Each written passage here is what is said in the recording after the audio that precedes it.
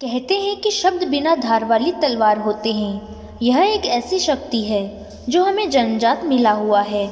मानव अकेला ऐसा प्राणी है जो बातचीत कर सकता है, जिसके पास ढेरों शब्द हैं, लेकिन इन शब्दों के सही प्रयोग का पता होना बेहद आवश्यक है। एक बार व्यक्ति अपने मुंह से जो शब्द निकाल देते हैं वह कभी वापस नहीं आते। शब्दों से ही बड़े बड़े युद्ध हो जाया करते हैं और इन्हीं शब्दों के प्रयोग से बड़े बड़े युद्धों को टाला जा सकता है। इस संसार में अलग अलग प्रकार के व्यक्ति हैं और इन सब का हर बात पर अलग अलग विचार भी होता है। आपने अपने जीवन में कई ऐसे व्यक्तियों से मुलाकात की होगी जिनकी बातों से आप एक बार में ही इम्प्रेस हो गए होंगे, जो इतनी चालाकी से बात करते हैं कि कोई समझ भी नहीं पाता और वह अपना मतलब निकाल लेते हैं। क्या आपने कभी उनके बोलने के तरीके और शब्दों पर ध्यान दिया? दरअसल वह कुछ ऐसी बातों का ज्ञान रखते हैं जिससे वह एक बार में ही आपको इम्प्रेस कर लेते हैं। अपने बातचीत के तरीकों को बेहतर बनाना बहुत ज़रूरी होता है ताकि हम इस दुनिया में अच्छे से सरवाइव कर पाएँ, क्योंकि कई बार बातचीत करने का अच्छा तरीका पता न होने के कारण हमें नुकसान उठाना पड़ता है, जबकि सामने वाला व्यक्ति बिना किसी ठोस शक्ति के भी अपने बातचीत के तरीके से बड़े बड़े काम निकलवा लेते हैं और सही तरीके का न होने के कारण हम पीछे रह जाते हैं। आइए आपको बौद्ध सन्यासी और एक युवक की कहानी के माध्यम से बताते हैं कि बातचीत करने का सही तरीका क्या होता है और किस प्रकार से आप अपनी बातों से दूसरों को सहमत कर सकते हैं। कहानी शुरू करने से पहले चैनल को सब्सक्राइब कर दीजिए और बेल आइकन को दबा दीजिए। दोस्तों, गौतम बुद्ध की शिक्षा हर किसी के जीवन को नई दिशा दे सकती है। अगर आप इस बात से सहमत हैं तो हमारी वीडियो को एक लाइक कर दीजिए। एक समय की बात है, एक घने जंगल के किनारे एक गांव था। उस गांव में एक व्यक्ति रहा करता था। वह व्यक्ति दिल का बहुत अच्छा था, सभी की मदद किया करता था, किंतु उसके साथ एक समस्या थी। वह ठीक प्रकार से बात नहीं कर पाता था। उसकी आवाज़ में कोई समस्या नहीं थी, लेकिन उसे बातचीत के तरीके का बिल्कुल भी ज्ञान नहीं था कि कब क्या बात करनी है, किस अंदाज में बात करनी है और सामने वाले व्यक्ति को किस प्रकार से अपनी बात मनवा सकता है। यह सब तरीके उसे बिल्कुल नहीं आते थे। एक बार उस गांव पर बड़ी मुसीबत आ गई। गांव में एक अलग तरह की बीमारी फैल चुकी थी जिसने सभी को अपने चपेट में ले लिया था। गांव वालों के पास अब राजा से मदद मांगने के अलावा और कोई रास्ता नहीं बचा था, किंतु इन हालातों में राजा के पास जाएगा कौन? बहुत सोच विचार करने के बाद सबने निर्णय लिया कि उस युवक को राजा के पास भेज दिया जाए।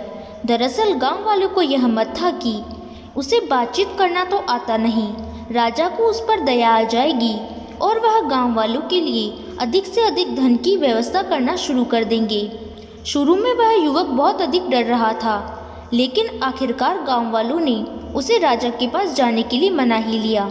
वह युवक राजा के पास पहुंच चुका था, किंतु जैसे ही वे राज्य में पहुंचा, उसे इतना अधिक डर लग रहा था कि राजा को यह बताने के स्थान पर कि गांव में बीमारी फैल गई है और गांव वालों को धन की आवश्यकता है, उसने राजा से यह कह दिया कि गांव वालों को जमीन की आवश्यकता नहीं है, आप उन्हें धन देकर जमीन ले सकते हैं।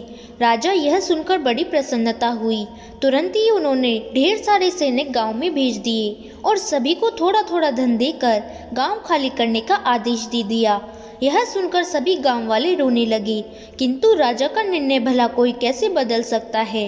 जब वह युवक गांव में वापस पहुंचा तो उसने देखा कि वहां पर सैनिक पहले ही कब्जा कर चुके हैं। सभी गांव वालों ने उस युवक को खूब खरी खोटी सुनाई और रोते रोते अपना गांव छोड़कर चले गए।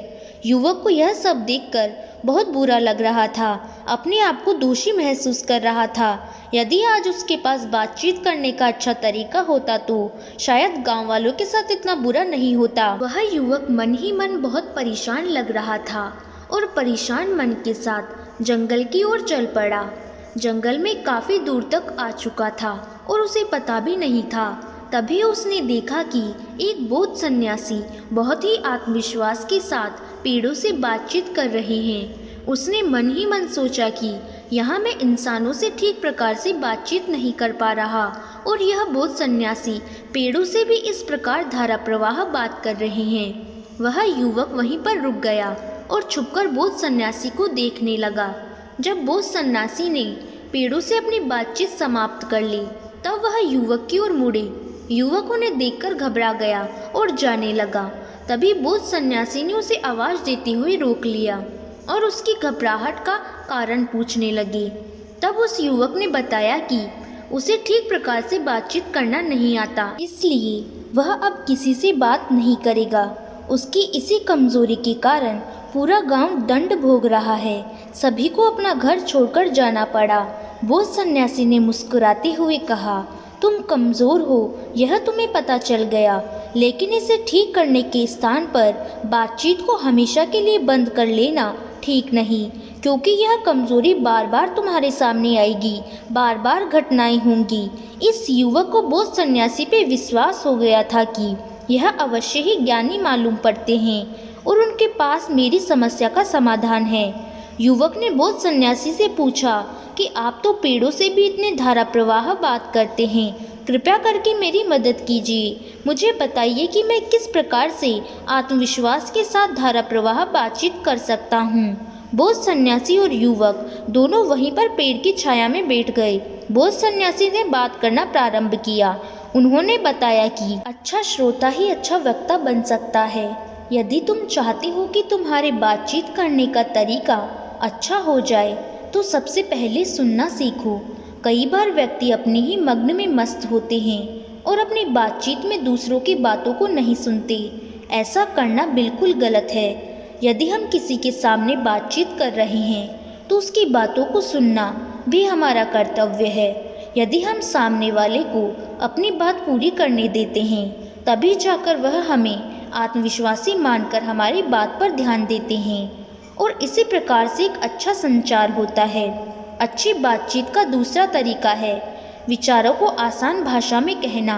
अपनी बात को आप जितना अधिक से अधिक सरल शब्दों का प्रयोग करके कहेंगे, सामने वाले व्यक्ति पर उतना अधिक असर होगा। जब आप बातचीत को बहुत ज़्यादा घुमा फिरा कर कहते हैं तो सामने वाला व्यक्ति उसमें रुचि नहीं लेता, उसे आपकी बातें बेकार लगती हैं और इस प्रकार आप जो कहना चाह रहे हैं वो नहीं कह पाते। स्पष्ट शब्दों का प्रयोग, बातचीत के तरीके में शब्दों का स्पष्ट होना बहुत ज़रूरी है। बहुत तेज़ और जल्दबाजी में शब्द नहीं कहने चाहिए। अपनी बात को मीठे स्वर में और धीरे धीरे बोलना चाहिए ताकि सामने वाले व्यक्ति को पूरी तरह तुम्हारी बात समझ आ सके। जब सामने वाला व्यक्ति को आपकी बात में हिचकिचाहट नजर आएगी तब या तो वह आपका मजाक उड़ाएगा या आपकी बातों में रुचि लेना बंद कर देगा। जो बात कहनी है उसे आत्मविश्वास के साथ बिना डरे कहो। यदि तुम्हारे चेहरे पर डर दिखाई देगा तो सामने वाला व्यक्ति तुम पे हावी होने का प्रयास करेगा। तुम थोड़ा सा डरे नहीं, वहीं वह अपनी क्रियाओं से तुम्हें और ज़्यादा डराने का प्रयास करेगा। इस प्रकार तुम शब्दों का उल्टा पुल्टा प्रयोग कर दोगे। अगर मन में डर भी है तो ऐसा अभिनव करो कि सामने वाले व्यक्ति को तुम्हारा डर का पता ना चले। परिस्थितियों को देखकर शब्दों का प्रयोग करना सीखो। यह तरीका बहुत कम लोगों को आता है। वह बिना कुछ जाने बस अपनी बात रख देना चाहते हैं, किंतु खराब स्थिति में कही गई बात की सफलता का प्रतिशत कम हो जाता है। इसलिए हमेशा सामने वाले व्यक्ति के मूड को देखते हुए और आसपास की परिस्थितियों को देखते हुए ही बातचीत शुरू करनी चाहिए। सामने वाले व्यक्ति की ओर आंखों में देखते हुए बातचीत करना सबसे बेहतर तरीका होता है। ऐसा करने से वह आपकी बात से निश्चित ही सहमत हो जाएगा।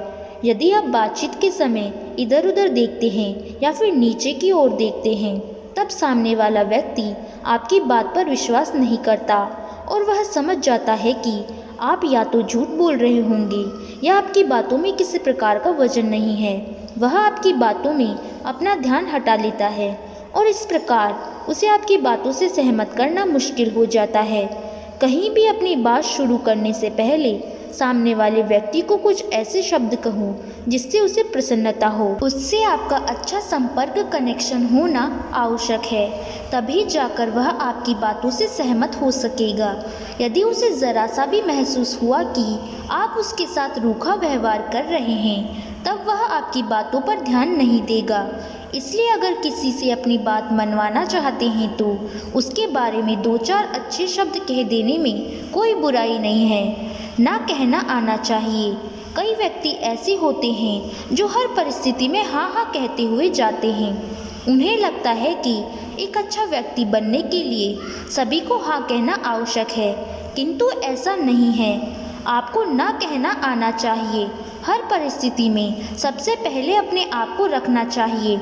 अपनी सीमाओं से बाहर जाकर किसी के लिए कुछ करना सही नहीं होता। जब तक आपका व्यक्तिगत नुकसान नहीं है तब तक मदद करना ठीक है, किंतु व्यक्तिगत नुकसान उठाते हुए किसी को हाँ कर देना सही नहीं होता।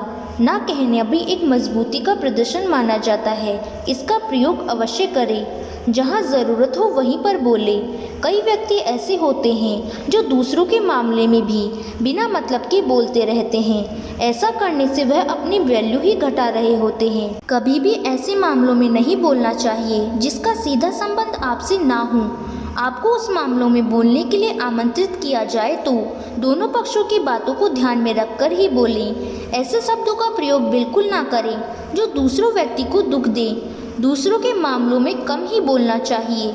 इस प्रकार बौद्ध सन्यासी ने उस युवक को बातचीत करने के सबसे अच्छे तरीके बताए। उस युवक ने बौद्ध सन्यासी को धन्यवाद किया और कहा कि अब वह इन तरीकों का जीवन भर प्रयोग करेगा। साथ ही उससे जो गलती हुई है वह राजा के सामने जाकर उसे ठीक करने का प्रयास करेगा। तो दोस्तों, उम्मीद करती हूँ कि इस वीडियो से आपको काफ़ी कुछ सीखने को मिला होगा, और अगर कुछ सीखने को मिला हो तो हमारे इस वीडियो को लाइक करें, शेयर करें और हमारे चैनल को सब्सक्राइब ज़रूर करें। और साथ ही अगले वीडियो में मिलते हैं। तब तक के लिए अपना ख्याल रखें। धन्यवाद।